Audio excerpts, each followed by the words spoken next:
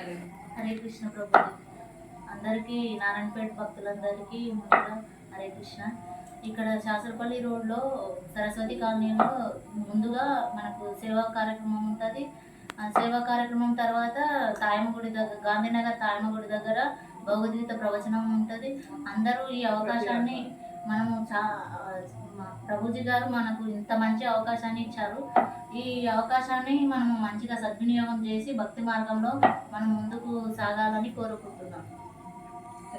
Hare Krishna.